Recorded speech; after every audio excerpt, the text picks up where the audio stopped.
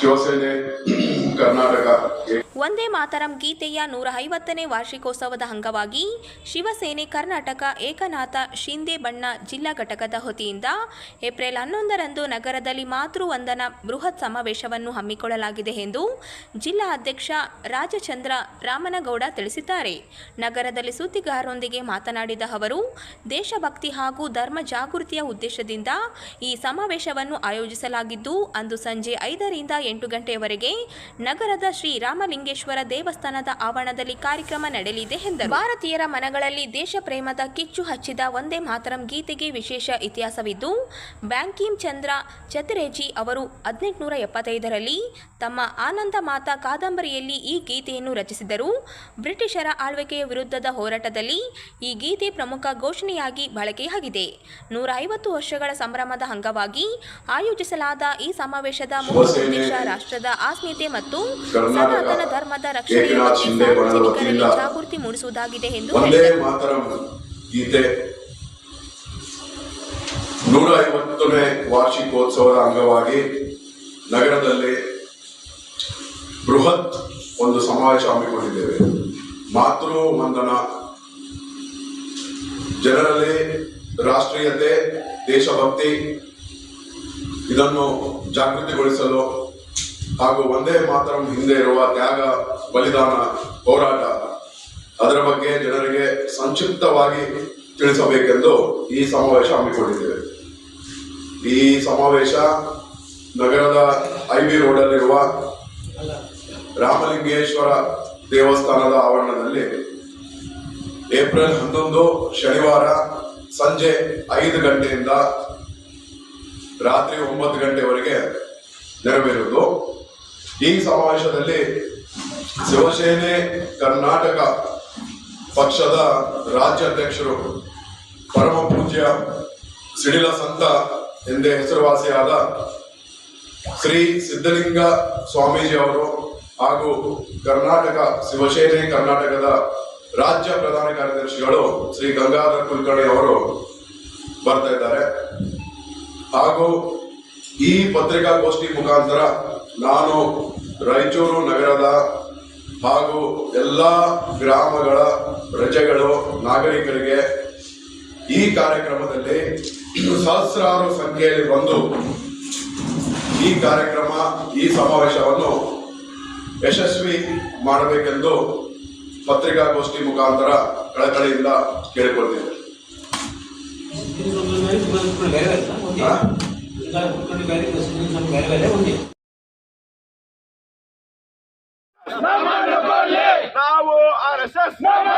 ಭಾರತೀಯ ಜನತಾ ಪಾರ್ಟಿ ಯುವ ಮೋರ್ಚಾ ವತಿಯಿಂದ ಕಾಂಗ್ರೆಸ್ ರಾಷ್ಟ್ರೀಯ ಅಧ್ಯಕ್ಷ ಮಲ್ಲಿಕಾರ್ಜುನ ಖರ್ಗೆ ಅವರ ಪ್ರಚೋದನಕಾರಿ ಭಾಷಣವನ್ನು ಖಂಡಿಸಿ ಗುರುವಾರ ರಾಯಚೂರು ಜಿಲ್ಲಾ ಪೊಲೀಸ್ ಪರಿಶಿಷ್ಟಾಧಿಕಾರಿಗಳ ಕಚೇರಿ ಎದುರು ಧರಣಿ ನಡೆಸಲಾಯಿತು.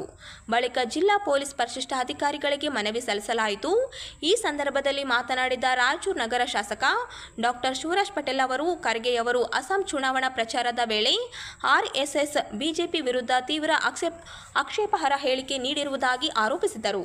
ಇಂತಹ ಹೇಳಿಕೆಗಳು ಸಮುದಾಯಗಳ ನಡುವೆ ದ್ವೇಷ ಹೆಚ್ಚಿಸುವುದಲ್ಲದೆ ಕಾರ್ಯಕರ್ತರ ಜೀವಕ್ಕೆ ಅಪಾಯ ಉಂಟು ಮಾಡುವ ಸಾಧ್ಯತೆ ಇದೆ ಎಂದು ಹೇಳಿದರು. ಯುವ ಮೋರ್ಚಾ ಅಧ್ಯಕ್ಷ N ವಿನಾಯಕರಾವ್ ಅವರು ಮಾತನಾಡಿ, ದೇಶದಲ್ಲಿ ಹೆಚ್ಚುತ್ತಿರುವ ದ್ವೇಷ ಭಾಷಣಗಳ ಬಗ್ಗೆ ಸುಪ್ರೀಂ ಕೋರ್ಟ್ ಗಮನ ಸೆಳೆದಿದ್ದು, ಇಂತಹ ಪ್ರಕರಣಗಳಲ್ಲಿ ಪೊಲೀಸರು ಸ್ವಯಂ ಪ್ರೇರಿತವಾಗಿ ಕ್ರಮ ಕೈಗೊಳ್ಳಬೇಕು ಎಂದು ನಿರ್ದೇಶಿಸಿರುವುದನ್ನು ಸ್ಮರಿಸಿದರು.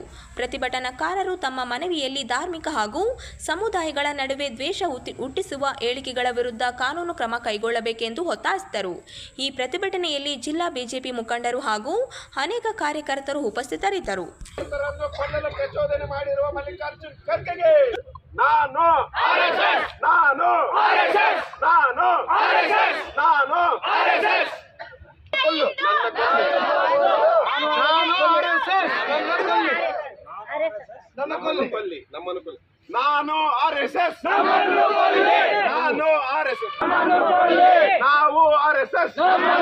ನಾವು RSS ಕಾರ್ಯಕರ್ತರನ್ನು ಕೊಲ್ಲಲು ಪ್ರಚೋದನೆ. ಹಿಂದೆ ಅಸ್ಸಾಂ ಚುನಾವಣಾ ಪ್ರಚಾರದಲ್ಲಿ ರಾಷ್ಟ್ರೀಯ ಕಾಂಗ್ರೆಸ್ ಪಕ್ಷದ ಅಧ್ಯಕ್ಷ ಅಂತ ಮಲ್ಲಿಕಾರ್ಜುನ್ ಖರ್ಗೆ ಅವರು ಬಿಜೆಪಿ ಮತ್ತು RSSಗಳು ವಿಶೇಷರ್ಪ ಇವುಗಳನ್ನು ಕೊಲ್ಲಬೇಕು ಅನ್ನುವ ಹೇಳಿಕೆ ನಿಜವಾಗ್ಲೂ ಇದು ಭಾಳ ಖಂಡನೀಯ ಅಂತ ಹೇಳಿ ಬಯಸ್ತೇನೆ. ಇವತ್ತು ನಿಜವಾಗ್ಲೂ ಇದು ಭಾಳಷ್ಟು ಪ್ರಚೋದನಕಾರಿ ಹೇಳಿಕೆ. ಯಾಕಂದರೆ ಇವತ್ತು BJP ಮತ್ತು RSS ಈ ದೇಶಕ್ಕಾಗಿ, ದೇಶದ ಜನತೆಗಾಗಿ ಮತ್ತು ಅತ್ಯಂತ ಕೆಳಮಟ್ಟದ ಜನರ ಏಳಿಗೆಗಾಗಿ ದುಡಿಯುವಂಥ ಪಕ್ಷ. ಮತ್ತು ಇವತ್ತು ರಾಷ್ಟ್ರದಲ್ಲಿ ಕಳೆದ 13 ವರ್ಷದಲ್ಲಿ ನಮ್ಮ ಭಾರತೀಯ ಜನತಾ ಪಕ್ಷ ಆಡಳಿತದಲ್ಲಿದೆ. ಇಂಥ ಪಕ್ಷದ ವಿರುದ್ಧ, ಕಾರ್ಯಕರ್ತರ ವಿರುದ್ಧ ವಿಷಸರ್ಪ ಮತ್ತು ಅವ್ರು ಕೊಲ್ಲಬೇಕು ಅಂತ ಏನು ಹೇಳಿಕೆ ಕೊಟ್ಟಿದ್ದಾರೆ, ಇದು ನಿಜವಾಗ್ಲೂ ಭಾಳ ದುಃಖನೀಯ ಅಂತ ಹೇಳಿಕೆ ಬಯಸ್ತೇನೆ. ಇಂಥ ಹೇಳಿಕೆಗಳು ಇಂಥ ಅಧ್ಯಕ್ಷರ, ರಾಷ್ಟ್ರೀಯ ನ್ಯಾಷನಲ್ ಕಾಂಗ್ರೆಸ್ ಪಾರ್ಟಿಯ ಅಧ್ಯಕ್ಷರ ಬಾಯಿಂದ ಬರಬೇಕಂದ್ರೆ ಇವರ ಮನಸ್ಸಲ್ಲಿ ಎಷ್ಟು ವಿಷ ತುಂಬಿದೆ ಅಂತೇಳಿ ನಾವು ಅರ್ಥ ಮಾಡ್ಕೋಬೇಕು.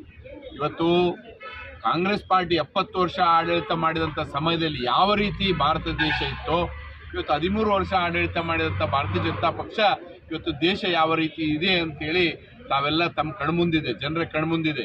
ನೀವಿಂಥ ಅನೇಕ ಏನು ಹೇಳಿಕೆ ಕೊಟ್ಟರು ಜನರು ಯಾವತ್ತೂ ಭಾರತೀಯ ಜನತಾ ಪಕ್ಷದ ಪರವಾಗಿದ್ದಾರೆ. ಕಾರ್ಯಕರ್ತರು ಯಾವತ್ತೂ ಭಾರತೀಯ ಜನತಾ ಪಕ್ಷಕ್ಕೆ ಇವತ್ತು ರಕ್ತ ಕೊಡಲಿಕ್ಕೂ ನಾವು ಸಿದ್ಧರಾಗಿದ್ದೀವಿ ಅಂತ ಹೇಳಿಕ್ಕೆ ಬಯಸ್ತೇನೆ.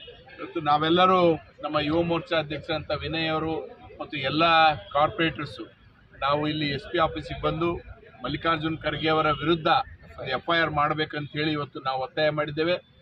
ನಮಗೆ ಸಕಾರಾತ್ಮಕವಾಗಿ SP ಅವರು ಸ್ಪಂದಿಸಿದ್ದಾರೆ ಅಂತ ಹೇಳಿಕೆ ಬಯಸ್ತೇನೆ. ಭಾರತೀಯ ಜನತಾ ಪಾರ್ಟಿ ಯುವ ಮೋರ್ಚಾ ಜಿಲ್ಲೆ ಹಾಗೂ ನಗರ ವತಿಯಿಂದ ಇಂದು ಮಲ್ಲಿಕಾರ್ಜುನ್ ಖರ್ಗೆ ಅವರ ಪ್ರಚೋದನಕಾರಿಯಾದ ಭಾಷೆಯನ್ನು ವಿರುದ್ಧ ಇಂದು ನಾವು FIR ದಾಖಲೆ ಆಗಬೇಕೆಂದರೆ SP ಕಚೇರಿಗೆ ಬಂದು ಈ ಒಂದು ಪ್ರತಿಭಟನೆಯನ್ನು ಮಾಡಲಾಗಿದೆ. ರಾಹುಲ್ ಗಾಂಧಿ ಅವರ ನಾಯಕರ ಬಗ್ಗೆ ಹೇಳಲು ಏನು ಉಳಿದಿಲ್ಲ. ಕಾಂಗ್ರೆಸ್ ಪಕ್ಷದ ಡೆವಲಪ್ಮೆಂಟ್ ಬಗ್ಗೆ ಹೇಳಲು ಅವರ ಹತ್ರ ಏನು ಉಳಿದಿಲ್ಲ.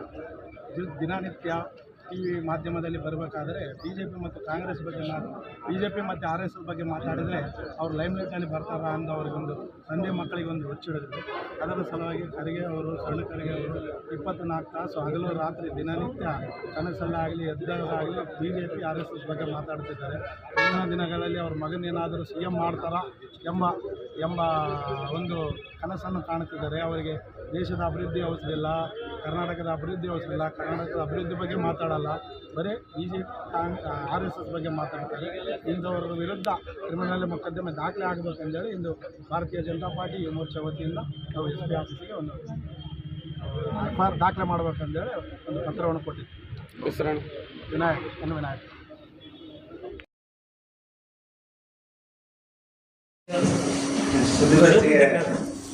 ಕರ್ನಾಟಕ ಕಾರ್ಯನಿರತ ಪತ್ರಕರ್ತ ಸಂಘ ವತಿಯಿಂದ ಏಪ್ರಿಲ್ 11 ಮತ್ತು 12ರಂದು ಬೀದರ್ ನಗರದಲ್ಲಿ 40ನೇ ರಾಜ್ಯ ಮಟ್ಟದ ಪತ್ರಕರ್ತ ಸಮ್ಮೇಳನ ಹಮ್ಮಿಕೊಳ್ಳಲಾಗಿದೆ ಎಂದು ಸಂಘದ ಜಿಲ್ಲಾ ಅಧ್ಯಕ್ಷ ಆರ್ ಗುರುನಾಥ ತಿಳಿಸಿದ್ದಾರೆ. ನಗರದ ಪತ್ರಿಕಾ ಭವನದಲ್ಲಿ ಗುರುವಾರ ನಡೆದ ಸುದ್ದಿಗೋಷ್ಠಿಯಲ್ಲಿ ಅವರು ಮಾತನಾಡಿ, ಬೀದರ್ನ ಜೂರಾ ಕನ್ವೆನ್ ಹಾಲ್ನಲ್ಲಿ ಏಪ್ರಿಲ್ 11ರಂದು ಬೆಳಗ್ಗೆ 11 ಗಂಟೆಗೆ ಸಮ್ಮೇಳನ ಉದ್ಘಾಟನೆ ನಡೆಯಲಿದೆ ಎಂದರು. ಕಾರ್ಯಕ್ರಮವನ್ನು ಮುಖ್ಯಮಂತ್ರಿ ಸಿದ್ದರಾಮಯ್ಯ ಉದ್ಘಾಟಿಸಲಿದ್ದು, ವಸ್ತು ಪ್ರದರ್ಶನಕ್ಕೆ ಉಪಮುಖ್ಯಮಂತ್ರಿ DK ಶಿವಕುಮಾರ್ ಚಾಲನೆ ನೀಡಲಿದ್ದಾರೆ. ಸಮ್ಮೇಳನದಲ್ಲಿ ಬಸವ ಕಲ್ಯಾಣದ ಹರಕೂಡ ಹಿರೇಮಠದ ಡಾಕ್ಟರ್ ಚನ್ನವೀರ ಶಿವಾಚಾರ್ಯ, ಅನುಭವ ಮಂಟಪದ ಅಧ್ಯಕ್ಷ ಡಾಕ್ಟರ್ ಬಸವಲಿಂಗ ಪಟ್ಟಾದೇವರು ಸಾನ್ನಿಧ್ಯ ವಹಿಸಲಿದ್ದಾರೆ. ಇದೇ ವೇಳೆ ವಿಶ್ವವಾಣಿ ಪತ್ರಿಕೆಯ ಪ್ರಧಾನ ಸಂಪಾದಕರಾದ ವಿಶ್ವೇಶ್ವರ ಭಟ್ ಪ್ರಧಾನ ಭಾಷಣ ಮಾಡಲಿದ್ದಾರೆ. ರಾಜ್ಯ ಅಧ್ಯಕ್ಷ ಶಿವಾನಂದ ತಗಡೂರು ಅಧ್ಯಕ್ಷತೆ ವಹಿಸಲಿದ್ದಾರೆ.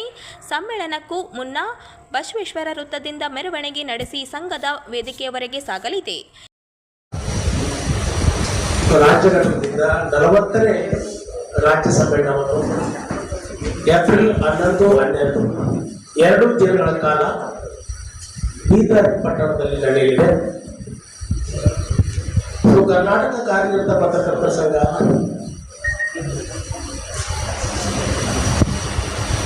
ಕಳೆದ 10 ವರ್ಷಗಳಿಂದ ಪ್ರತಿ ವರ್ಷ ಕೂಡ ರಾಜ್ಯ ಸಮ್ಮೇಳನವನ್ನು ನಡೆಸ್ತಾ ಬಂದಿದೆ. ಈ ಹಿಂದೆ ಒಂದು ದಿನಕ್ಕೆ ಮಾತ್ರ ಸೀಮಿತಗೊಂಡಿದ್ದಂಥ ಸಮ್ಮೇಳನ 10 ವರ್ಷಗಳಿಂದ 2 ದಿನಗಳ ಕಾಲ ಸಮ್ಮೇಳನ ನಡೆಯಲಿದೆ. ಸಮ್ಮೇಳನದಲ್ಲಿ ಪತ್ರಕರ್ತರು ಎದುರಿಸುತ್ತಿರುವ ಸಮಸ್ಯೆಗಳು ಮತ್ತು ಸವಾಲುಗಳ ಬಗ್ಗೆ ನಾಡಿನ ಹಿರಿಯ ಪತ್ರಕರ್ತರಿಂದ ಸಮಾಲೋಚನೆಗಳು ನಡೆಯಲಿವೆ. ಹಾಗಾಗಿ ಈ ಬಾರಿಯ 40ನೇ ರಾಜ್ಯ ಸಮ್ಮೇಳನವನ್ನ ಮುಖ್ಯಮಂತ್ರಿಗಳಾದಂತಹ ಸನ್ಮಾನ್ಯ ಸಿದ್ದರಾಮಯ್ಯನವರು ಸಮ್ಮೇಳನದ ಉದ್ಘಾಟನೆಯನ್ನ ನೆರವೇರಿಸಲಿದ್ದಾರೆ. ಹಾಗೆ ಪ್ರದರ್ಶನದ ಉದ್ಘಾಟನೆಯನ್ನ ಉಪಮುಖ್ಯಮಂತ್ರಿಗಳಾದಂತಹ ಸನ್ಮಾನ್ಯ ಶ್ರೀ ಡಿ.ಕೆ. ಶಿವಕುಮಾರ್ ಅವರು ನಿರ್ವಹಿಸಲಿದ್ದಾರೆ. ಸ್ಮರಣ ಸಂಚಿಕೆ ಬಿಡುಗಡೆಯನ್ನ ಅರಣ್ಯ ಸಚಿವರಾದಂತಹ ಈಶ್ವರ್ ಖಂಡ್ರೆ ಅವರು ನಿರ್ವಹಿಸಲಿದ್ದಾರೆ. ಛಾಯಾಚಿತ್ರ ಪ್ರದರ್ಶನದ ಉದ್ಘಾಟನೆಯನ್ನ ರಹೀಂ ಖಾನ್ ಸಚಿವರು ನೆರವೇರಿಸಲಿದ್ದಾರೆ. ವ್ಯಂಗ್ಯಚಿತ್ರ ಪ್ರದರ್ಶನದ ಉದ್ಘಾಟನೆಯನ್ನ ಸಂಸದರಾದಂತಹ ಸಾಗರ್ ಖಂಡ್ರೆ ಅವರು ನೆರವೇರಿಸಲಿದ್ದಾರೆ. ಸೊ ಉದ್ಘಾಟನಾ ಸಮಾರಂಭದ ನಂತರ ಮೊದಲನೇ ದಿನ ಒಂದು ಗೋಷ್ಠಿ ಕೂಡ ನಡೆಯಲಿದೆ. ಗಾಂಧಿ, ಅಂಬೇಡ್ಕರ್ ಹಾಗೂ ಪತ್ರಿಕೋದ್ಯಮ ಎಂಬ ವಿಷಯದ ಮೇಲೆ ವಿಚಾರಗೋಷ್ಠಿ ಕೂಡ ನಡೆಯಲಿದ್ದು, ಈ ವಿಚಾರಗೋಷ್ಠಿಯನ್ನ ಕಾನೂನು ಮತ್ತು ಸಂಸದೀಯ ಸಚಿವರಾದಂತಹ ಎಚ್.ಕೆ. ಪಾಟೀಲ್ ಅವರು ನೆರವೇರಿಸಲಿದ್ದಾರೆ. ವಿಷಯ ಮಂಡನೆಯನ್ನ ವಿಧಾನ ಪರಿಷತ್ ಸದಸ್ಯರಾದಂತಹ ಕೆ. ಶಿವಕುಮಾರ್, ಹಿರಿಯ ಪತ್ರಕರ್ತರಾದಂತಹ ಬೇಲದೂರು ಸಲಿಯುಲ್ಲಾ, ಸುದರ್ಶನ್ ಚನ್ನಂಗಿಹಳ್ಳಿ, ಸಂಪಾದಕರು ವಿಜಯ ಕರ್ನಾಟಕ, ಅಧ್ಯಕ್ಷತೆಯನ್ನ ಟಿ.ವಿ. ಶಿವಾನಂದ, ಹಿರಿಯ ಪತ್ರಕರ್ತರು ಕಲಬುರಗಿ ಅವರು ವಹಿಸಲಿದ್ದಾರೆ. ಈ ಸಮಾರಂಭದ ಉದ್ಘಾಟನಾ ಸಮಾರಂಭದ ಅಧ್ಯಕ್ಷತೆಯನ್ನ ಕರ್ನಾಟಕ ಕಾರ್ಯನಿರತ ಪತ್ರಕರ್ತರ ಸಂಘದ ಅಧ್ಯಕ್ಷರಾದಂತಹ ಶ್ರೀ ಶಿವಾನಂದ ಕಲಬುರ್ಗಿ ಅವರು ವಹಿಸಲಿದ್ದಾರೆ. ಬಹುತೇಕ 4 ಗೋಷ್ಠಿಗಳು ನಡೆಯಲಿದ್ದು, ಗಡಿ ಸಮಸ್ಯೆಗಳು, ಮಾಧ್ಯಮ ಮತ್ತು ಉದ್ಯಮ, ಕಲ್ಯಾಣ ಕರ್ನಾಟಕ ಅಭಿವೃದ್ಧಿ ಮತ್ತು ಮಾಧ್ಯಮ, ಮಾಹಿತಿ ಹಕ್ಕು ಮತ್ತು ಪತ್ರಕರ್ತರು, ಆರ್ಟಿಫಿಷಿಯಲ್ ಇಂಟೆಲಿಜೆನ್ಸಿ, ಡಿಜಿಟಲೀಕರಣದ ಪ್ರಭಾವ, ಈ ವಿಷಯಗಳ ಮೇಲೆ ಗೋಷ್ಠಿಗಳು ನಡೆಯಲಿವೆ. ಹಾಗೆ 12ನೇ ತಾರೀಕು ಬೆಳಗ್ಗೆ 9 ಗಂಟೆಗೆ ಪ್ರತಿನಿಧಿಗಳ ಸಮಾವೇಶ ಮತ್ತು ಸರ್ವ ಸದಸ್ಯರ ಸಭೆಗಳು ನಡೆಯಲಿವೆ. ಈ ಸಮ್ಮೇಳನಕ್ಕೆ ರಾಯಚೂರು ಜಿಲ್ಲೆಯಿಂದ 200ಕ್ಕೂ ಹೆಚ್ಚು ಪತ್ರಕರ್ತರು ಪಾಲ್ಗೊಳ್ಳಲಿದ್ದಾರೆ. ಈಗಾಗಲೇ ಸಮ್ಮೇಳನಕ್ಕೆ ಹೋಗುವ ನಿಟ್ಟಿನಲ್ಲಿ ತಯಾರಿಗಳು ಕೂಡ ನಡೆದಿವೆ. ರಾಯಚೂರು ಜಿಲ್ಲೆಯ ಎಲ್ಲ ಪತ್ರಕರ್ತರು ಕೂಡ ಈ ಸಮ್ಮೇಳನದಲ್ಲಿ ಭಾಗವಹಿಸುವ ಮೂಲಕ ಯಶಸ್ವಿಗೊಳಿಸಬೇಕೆಂದು ರಾಯಚೂರು ಜಿಲ್ಲಾ ಸಮಿತಿ ಪರವಾಗಿ ನಾನು ಕೇಳಿಕೊಳ್ತೇನೆ. ಅಲ್ಲಿನ ಕರೆಂಟ್ ಅನ್ನ ಕೊಡಬೇಡ್ರಿ, ವಿದ್ಯುತ್ ಸರಬರಾಜನ್ನ. ಗೋಶಾಲೆಗೆ ಸಂಬಂಧಿಸಿದ 4.6 ಎಕರೆ ವಿವಾದಿತ ಜಮೀನು ಕುರಿತು ಜಿಲ್ಲಾಧಿಕಾರಿಗಳು ನೀಡಿದ ಆದೇಶವನ್ನು ಗೋ ರಕ್ಷಣಾ ಸಮಿತಿ ಸ್ವಾಗತಿಸಿದೆ. ಸಮಿತಿಯ ಮುಖಂಡ ಎಂ ವಿರೂಪಾಕ್ಷಿ ಮಾತನಾಡಿ, ಈ ಜಮೀನಿನಲ್ಲಿ ಅನಧಿಕೃತವಾಗಿ ನಿರ್ಮಿಸಲಾದ ಕಟ್ಟಡಗಳನ್ನು 1 ವಾರದೊಳಗೆ ತೆರವುಗೊಳಿಸಲು ಮಹಾನಗರ ಪಾಲಿಕೆಗೆ ಗಡುವು ನೀಡಲಾಗಿದೆ ಎಂದು ತಿಳಿಸಿದ್ದಾರೆ. ಅವರು ಆರೋಪಿಸಿರುವಂತೆ ಈ ಜಮೀನಿಗೆ ಸಂಬಂಧಿಸಿದಂತೆ ಹಿಂದೆ ಸಹಾಯಕ ಆಯುಕ್ತರಿಂದ 2 ಬಾರಿ ಗೋಶಾಲೆಗೆ ಅನ್ಯಾಯವಾಗುವ ರೀತಿಯ ಆದೇಶಗಳನ್ನು ನೀಡಲಾಗಿತ್ತು. ಆ ಸಮಯದಲ್ಲಿ ಜಿಲ್ಲಾಧಿಕಾರಿಯಾಗಿದ್ದ ತುಷಾರ್ ಗಿರಿನಾಥ್ ಅವರು ಆ ಆದೇಶಗಳನ್ನು ರದ್ದುಪಡಿಸಿದರು. ಮತ್ತಷ್ಟು ಮಾತನಾಡಿದ ಅವರು 2023ರಲ್ಲಿ ಸಹಾಯಕ ಆಯುಕ್ತರಾಗಿದ್ದ ರಜನಿಕಾಂತ ಚೌಹಾಣ ಅವರು ಹಣ ಪಡೆದು ಗೋಶಾಲೆಗೆ ಅನ್ಯಾಯವಾಗುವ ತೀರ್ಪು ನೀಡಿದ್ದಾರೆ ಎಂದು ಗಂಭೀರ ಆರೋಪ ಮಾಡಿದ್ದಾರೆ. ಪ್ರಸ್ತುತ ಜಿಲ್ಲಾಧಿಕಾರಿ ನಿತೀಶ್ ಕೆ ಅವರು ಆ ಆದೇಶವನ್ನು ರದ್ದುಪಡಿಸಿ ಗೋಶಾಲೆಗೆ ನ್ಯಾಯ ಒದಗಿಸಿದ್ದಾರೆ ಎಂದು ಹೇಳಿದರು. ಗೋಶಾಲೆ ಮತ್ತು ಹಿಂದೂ ಸಮುದಾಯದ ನಡುವೆ ಅವಿನಾಭಾವ ಸಂಭವಿಸಿದ್ದು, ಈ ನಂಬಿಕೆಗೆ ವಿರುದ್ಧವಾಗಿ ಜಮೀನು ಕಬಳಿಸುವ ಪ್ರಯತ್ನಗಳು ನಡೆದಿವೆ ಎಂದು ಅವರು ದೂರಿದರು. ಈ ಜಮೀನು ಮಹಾನಗರ ಪಾಲಿಕೆಗೆ ಸೇರಿದ ಎನ್ನುವ ಪ್ರಶ್ನೆಗೆ ಉತ್ತರಿಸಿದ ಅವರು 1965ರಿಂದ 1968ರವರೆಗೆ ಮಾತ್ರ ನಗರಸಭೆ ಹೆಸರಿನಲ್ಲಿ ದಾಖಲಾಗಿದ್ದು, ಬಳಿಕ ದಾಖಲೆಗಳಲ್ಲಿ ತಿದ್ದುಪಡಿ ಮಾಡಿ ಕಬಳಿಸಲು ಪ್ರಯತ್ನಿಸಲಾಗಿದೆ ಎಂದು ತಿಳಿಸಿದ್ದಾರೆ. ಹಳೆಯ ಆಸ್ತಿ ಗೋಶಾಲೆಗೆ ಸೇರಿರತಕ್ಕಂಥ ಆಸ್ತಿಯನ್ನ ಗೋಪಾಲ್ ಸಿಂಗ್ ಮತ್ತಿತರರು ಕಬಳಿಕೆ ಮಾಡಿದ್ದನ್ನ ಮತ್ತು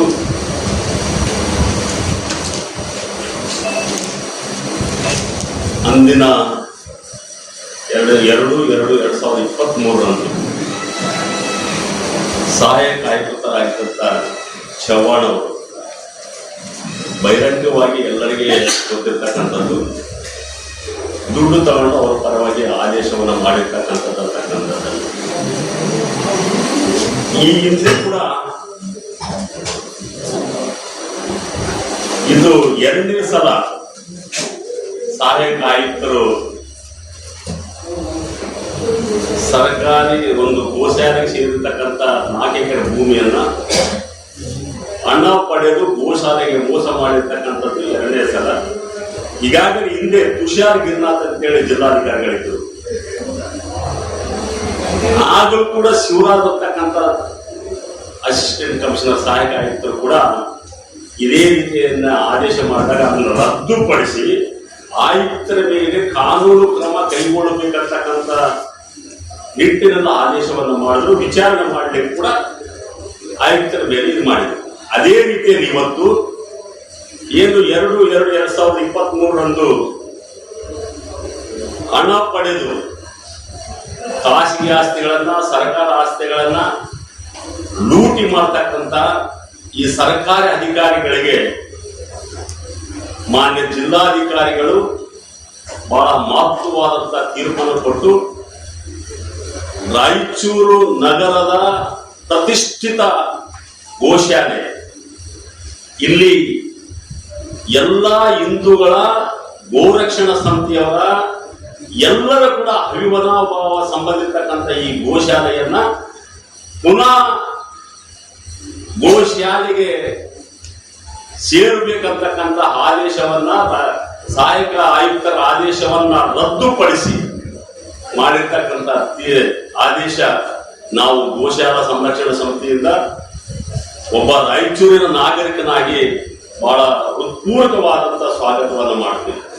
ಜೊತೆಯಲ್ಲಿ ನಾವು ಈಗಾಗಲೇ ಅಲ್ಲಿ ಕಟ್ಟಡಗಳ ಕಟ್ಟೋ ಸಂದರ್ಭದಲ್ಲಿ ಜಿಲ್ಲಾಧಿಕಾರಿಗಳಿಗೆ, ನಗರ ಪಾಲಿಕೆ, ಮಹಾನಗರ ಪಾಲಿಕೆ ಆಯುಕ್ತರಿಗೆ ಹಲವಾರು ಪತ್ರಗಳನ್ನು ಕೊಟ್ಟಿದ್ವಿ. ಅನಧಿಕೃತ ಕಟ್ಟಡಗಳನ್ನ ಕೆಡವುರಿ, ಅಲ್ಲಿ ಏನೂ ಇಲ್ಲ, ಮುನ್ಸಿಪಾಲಿಟಿ ಪರ್ಮಿಷನ್ ಇಲ್ಲ, ಮಹಾನಗರ ಪಾಲಿಕೆ ಪರ್ಮಿಷನ್ ಇಲ್ಲ, ಏನಿಲ್ಲ. ರಾಜಕಾರಣಿಗಳ ಕೃಪಾ ಕಟಾಶೀರ್ವಾದದಿಂದ ಮಾತ್ರ ಬಿಲ್ಡಿಂಗ್ಗಳಾಗ್ತವೆ.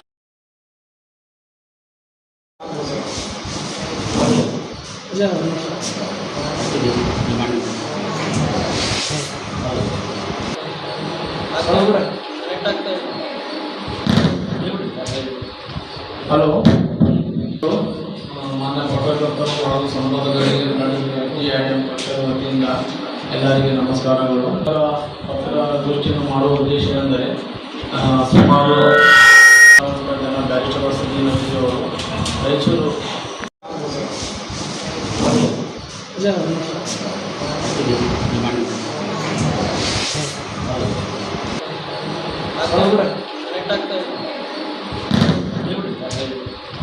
ಹಲೋ, ಮಾನ್ಯ ಪತ್ರಕರ್ತರು ಹಾಗೂ ಸಂವಾದಗಳಿಗೆ ಪಕ್ಷದ ವತಿಯಿಂದ ಎಲ್ಲರಿಗೆ ನಮಸ್ಕಾರಗಳು.